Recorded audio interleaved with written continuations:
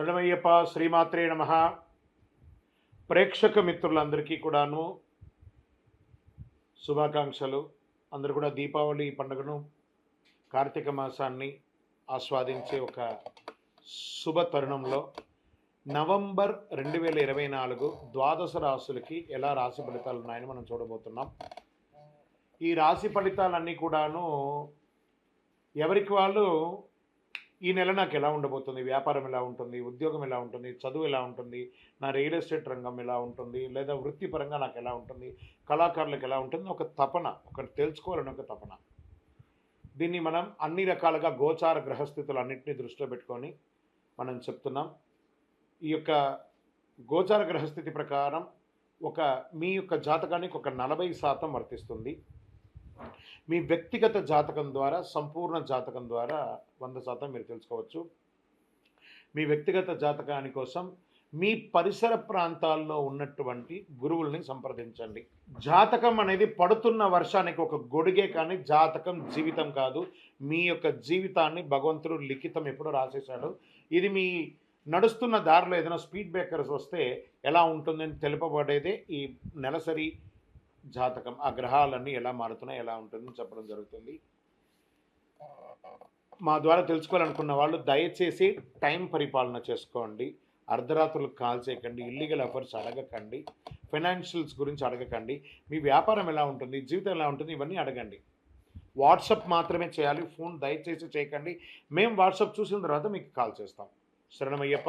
జ్యోతిషాస్త్రీత్యా ద్వాదశ రాశుల్లో 2వ రాశి అయినటువంటి వృషభ రాశి మిత్రులారా, మీరు కృతికా నక్షత్రం 2, 3, 4 పాదములు, రోహిణీ నక్షత్రం 1, 2, 3, 4 పాదములు, మృగశిర నక్షత్రం 1, 2 పాదాలకు జన్మించిన మీరు వృషభ రాశి వారిగా పరిగణించబడుతున్నారు. ఈ నెల నవంబర్ నెల మీకు శుభాశుభ ఫలితాలు ఎలా ఉన్నాయి అని అంటే, శని 10వ ఇంట్లో, బృహస్పతి 1వ ఇంట్లో, రాహు 11వ ఇంట్లో అనుకూలంగా ఉన్నారు, కేతు 5వ ఇంట్లో, 4వ గ్రహ అధిపతిగా సూర్యుడు నవంబర్ 15, 2024 ముందు 6వ ఇంట్లో, సూర్యుడు 8వ ఇంట్లో. గ్రహాలన్నీ ఇలా ఉన్నాయి. కుటుంబంలో ఆనందం మరియు ఉత్సాహం ఉంటుంది.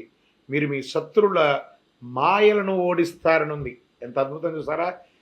మీకు ఈ నెల చాలా విజయాలు ఉన్నాయని కూడా చెప్పచ్చు. బంధువులు, స్నేహితులు ఎంతో సహకరిస్తారు మీకు.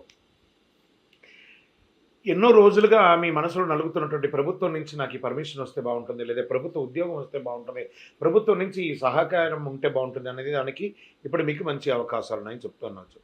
భార్యాభర్తల మధ్య చిన్న చిన్న విభేదాలు, తగాదులున్నా అవన్నీ కూడా తొలగిపోతాయి. ఇంటికి కావాల్సిన గృహోపీకరణాలు, ఆభరణాలు, వస్త్రాలు అవన్నీ కొనే అవకాశాలు చాలా ఉన్నాయి. కుటుంబంతో సహా వెళ్ళి షాపింగ్ చేసే ఉండొచ్చు. కొంతమందికి దేశం వెలుపల వెళ్ళి, విదేశాల్లో వెళ్ళి వాణిజ్యం లేదా ఉద్యోగం అవకాశాలు ఉన్నాయి. ఉద్యోగం చేసే ఉద్యోగస్తులకి ఆఫీసులో సహ ఉద్యోగులు మీకు సహకరిస్తారు. ఎంతో కాలంగా ఎదురు చూస్తున్నటువంటి ప్రమోషన్స్, లేదా మీరు కోరుకున్న చోటకి ట్రాన్స్ఫర్స్, జీతం పెరుగుదల ఇవన్నీ కూడా వస్తుంది. పై అధికారుల నుంచి ప్రశంసలు కూడా వచ్చే అవకాశాలు ఉన్నాయి. ఈ నెల వ్యాపారంలో ఆశించిన దానికంటే గొప్పగా వ్యాపార అభివృద్ధి అవుతుంది. కొత్త వ్యాపారాలు విజయవంతం అవుతాయి. మీ వ్యాపారాన్ని ఎక్స్పాన్షన్ ఆఫ్ యువర్ బిజినెస్ విస్తరించే అవకాశాలు చాలా ఉన్నాయి. స్త్రీలు, ఉద్యోగం చేస్తున్నటువంటి స్త్రీలు, వ్యాపారం చేస్తున్నటువంటి స్త్రీలకి మీకు మంచి అవకాశాలు ఉన్నాయని కూడా చెప్పచ్చు. ప్రశంసింపబడతారు. శారీరక మాత్రం కాస్త ఉపశమనం లభిస్తుందని కూడా చెప్పచ్చు. నిరుద్యోగులకి దూర ప్రాంతంలో, దూరదేశంలో ఉద్యోగం వచ్చే అవకాశాలు 100% ఉన్నాయి. నూతన పరిశ్రమలు, ఇండస్ట్రీస్ స్టార్ట్ చేసే వాళ్ళకి ఇది ఒక మంచి అవకాశం కూడా చెప్పచ్చు. షేర్ మార్కెట్ స్పెక్యులేషన్ బాగా ఉంటుంది. మీడియా రంగం వారికి మంచి అవకాశాలు ఉన్నాయి. Doctors, teachers, defence, police department వాళ్ళకి ఇది మంచి సర్వీస్ సెక్టార్లో ఉన్న వాళ్ళకందరికీ ఇది ఒక మంచి అవకాశం అని కూడా చెప్పచ్చు. వివాహం కాని వారికి మంచి వివాహం అయ్యే అవకాశాలు ఉన్నాయి. రాజకీయ నాయకులకి ఇది ఒక మంచి యోగ కాలం అని కూడా చెప్పచ్చు. విద్యార్థులు చాలా అద్భుతంగా మీరు కోరుకున్న యూనివర్సిటీలపై వెళ్ళి మీరు చదువుకునే అవకాశాలు చాలా ఉంటుంది. కాస్త ఆరోగ్యంలో చిన్న చిన్నవి, వెన్ను నొప్పి, వేడి సంబంధిత అలర్జీలు గురయ్యే అవకాశాలు ఉంటాయి. దానికి కాస్త జాగ్రత్త పడండి. ఈ నవంబర్ నెలలో మీకు ఏ రోజులు బాగుంటాయనుకుంటే 1వ తారీఖున, 4వ తారీఖున, 9వ తారీఖున, 12వ తారీఖున, 15వ తారీఖున మీకు చాలా బాగుంటుంది. చంద్రాష్టమం నవంబర్ 5 నుండి 6, 7వ తారీఖు వరకు చంద్రాష్టమం ఉంటుంది. కాబట్టి ఈ 2.5 రోజులు చాలా జాగ్రత్తగా ఉండాలి. ఇతరులతో మాట్లాడేటప్పుడు, వాహనం నడిపేటప్పుడు, సంతకాలు పెట్టేటప్పుడు జాగ్రత్తగా ఉండండి. ఇంకను పరిహారాలు అనుకుంటే మీ యొక్క అతి శక్తివంతమైనటువంటి కరుంగాలి మాలను ధరించండి. ఆరోగ్యవంతులుగా ఉంటారు, ఐశ్వర్యవంతులుగా ఉంటారు.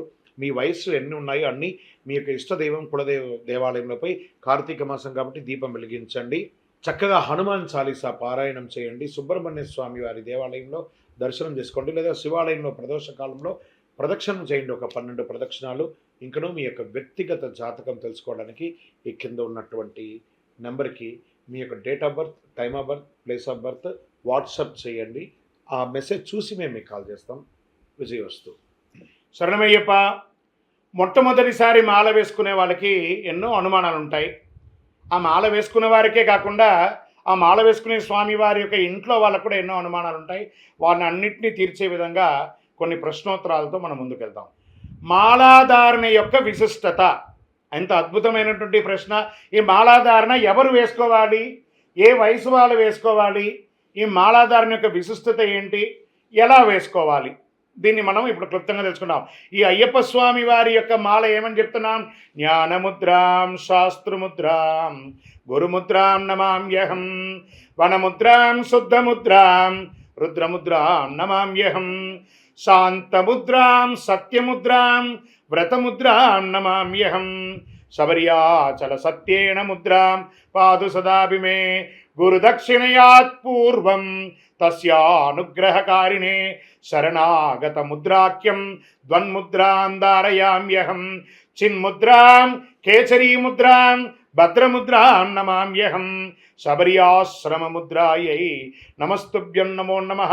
స్వామి అయ్యప్ప, జ్ఞానమును ప్రసాదించే, వైరాగ్యమును ప్రసాదించే మీ యొక్క ముద్రమాలను గురుముఖదా స్వీకరిస్తున్నాను.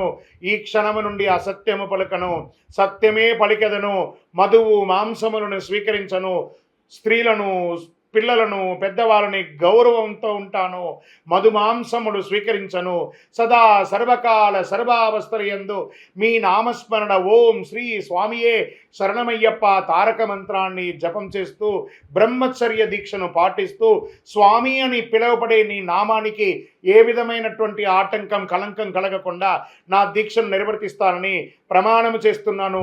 గురు దక్షిణయాత్ పూర్వం, మా గురుగారిని సత్కర్మలతో ఉన్నటువంటి పూజలు చేస్తున్న మా గురుగారికి గురుదక్షిణ సమర్పించి వారి దగ్గర నుంచి నేను ఈ యొక్క దీక్ష తీసుకుంటాను అని చెప్పి ప్రమాణం చేసి ఈ దీక్ష తీసుకోవాలి.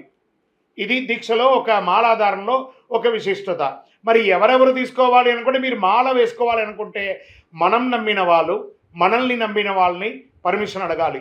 మనం నమ్మిన వాళ్ళు ఎవరు? తల్లి తండ్రులు, మనకు జన్మనిచ్చిన వాళ్ళు. మనల్ని నమ్మిన వాళ్ళు మన భార్య పిల్లలు. వాళ్ళ దగ్గర ముందు కూర్చొని మాట్లాడుకోవాలి. నేను అయ్యప్ప స్వామి వారి దీక్ష తీసుకోబోతున్నాను, మీరందరూ కూడా సహకరించాలి అని. ఓకే, మాల వేసుకోవడానికి పర్మిషన్ దొరికింది. ఎప్పుడు మాల వేసుకోవాలి? ఒక 2 రోజుల అవతల 3 రోజుల అవతల మనం మాల వేసుకుంటున్నామంటే ఈ 2-3 రోజుల క్రితం వరకే ఈ యొక్క కటింగ్ షేవింగ్ అవన్నీ చేసేసుకోవడము, మధుమాంసాలకి దూరంగా ఉండడము, మీ వేసుకోవాలనుకున్న మాలను తీసుకుపోయి చక్కగా శుభ్రం చేసి కడిగి పెట్టేసుకోవడము, మాలాధారణకు కావాల్సినటువంటి బట్టలు, నల్ల బట్టలు అవన్నీ కూడాను రెడీ చేసి పెట్టేసుకోవడము, ముందు రోజే గురుగారి దగ్గరికి పోయి పర్మిషన్ తీసుకొని, గురుగారు రేపు ఉదయం దీక్షకు వస్తున్నాను, మీరు ఎన్నింటికి రమ్మంటారు అని చెప్పి వారి దగ్గర పర్మిషన్ తీసుకోవడము, ఇలాంటివన్నీ కూడా చేయాలి.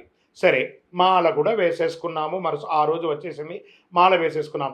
గురువుగారి దగ్గరికి వెళ్ళి పాద నమస్కారం చేసి, స్వామి నేను ఈరోజు దీక్ష తీసుకుంటారా అని చెప్పేసి ఆ స్వామివారి యొక్క దీక్షను, స్వామివారి యొక్క అనుక్షణం స్వామివారి నామస్మరణతో దీక్ష తీసుకోవాలి. శరణమయ్యప్ప.